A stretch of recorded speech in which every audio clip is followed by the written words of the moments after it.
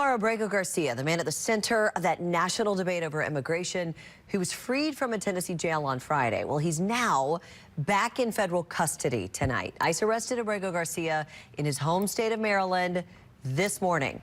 WSMV4 investigative reporter Stacey Cameron is with us right now. Stacey, I mean, you were in and out of federal court trying to follow this months ago. ICE has started the process now of deporting him to Uganda in Africa. What in the world? That's right. This legal complicated case is just getting more complicated. Now, if the Trump administration is successful in this move, they could have Abrego Garcia kicked out of the U.S. for a second time as soon as Wednesday afternoon. But his lawyers quickly tried putting the brakes on that by filing a new lawsuit this morning against the Trump administration and asking a federal judge in Maryland for a writ of habeas corpus. Here's what that means simply. Abrego Garcia's lawyers want a judge to force the government to bring him into court and then have the government lawyers prove that his arrest this morning isn't illegal or unconstitutional.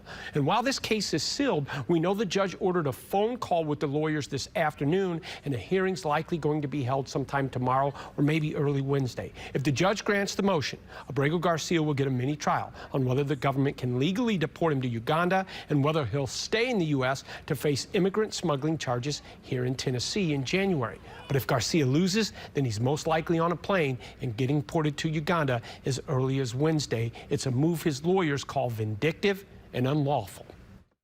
They didn't get what they wanted, which is to keep him locked up in Tennessee under criminal proceedings. And so instead, they've designated removal to a country that they know that he's going to oppose. The government is far more interested in throwing around their weight and demonstrating what they think is their power to do whatever they want, whenever they want, to whoever they want.